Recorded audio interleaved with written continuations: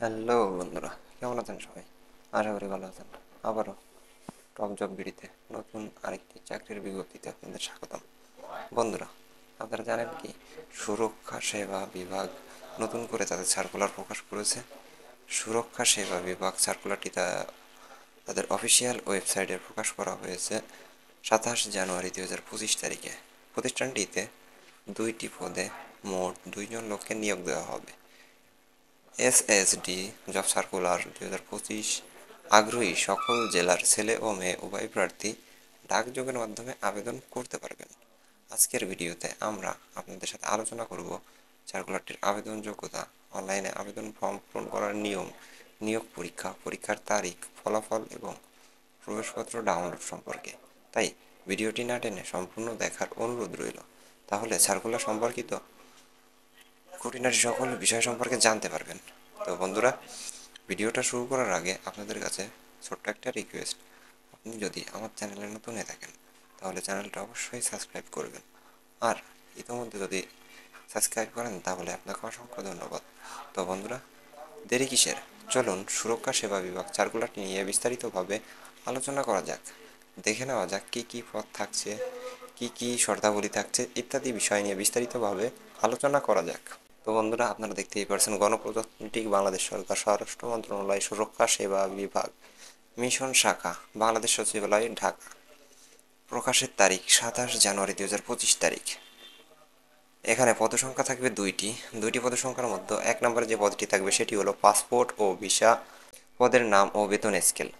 প্রশাসনিক কর্মকর্তা, বেতন স্কেল হবে 16,000 টাকা হতে 38,640 টাকা পর্যন্ত। পদসংখ্যা থাকবে দুইটি।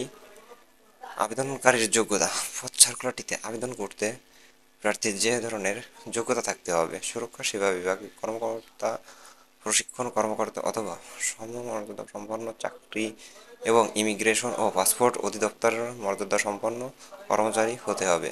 কাজের বিবরণী: বিশ্বের বিভিন্ন দেশের বসবাসরত বাংলাদেশি নাগরিকদের পাসপোর্ট ও ট্রাভেল পারমিট ও বাংলাদেশ ভ্রমণ ইচ্ছুক ব্যক্তিদের ভিসা প্রদান সহ সংশ্লিষ্ট অন্যান্য সেবা প্রদান করতে হবে। নাম্বার 2, পাসপোর্ট ও ভিসা সৌদি আরব, রিয়াদ এবং সংযুক্ত আরব আমিরাত, দুবাই। পদের নাম ও বেতন হবে: অফিস সহকারী কাম কম্পিউটার মুদ্রিক। বেতন স্কেল হবে 9,300 টাকা হতে 22,490 টাকা পর্যন্ত। পদসংখ্যা থাকবে দুইটি।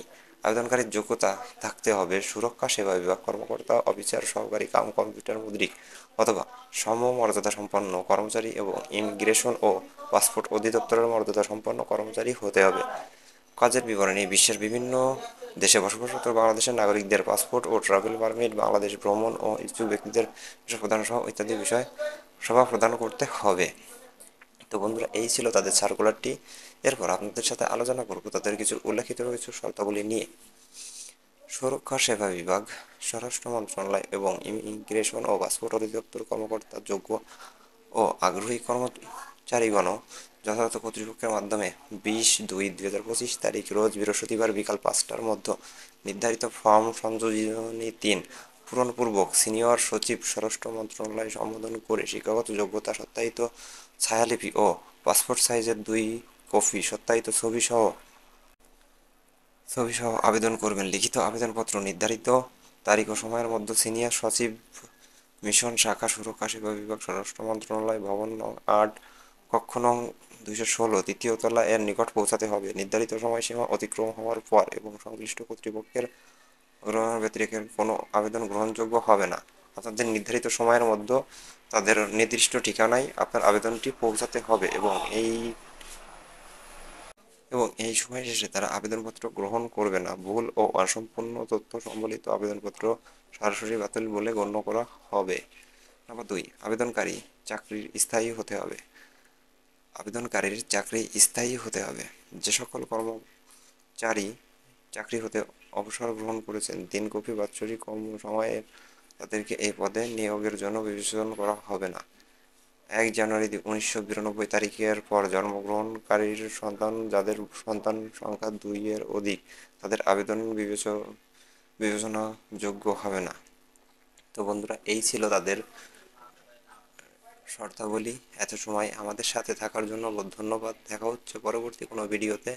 এত সময় পর্যন্ত ভালো থাকবেন, সুস্থ থাকবেন। ধন্যবাদ সবাইকে।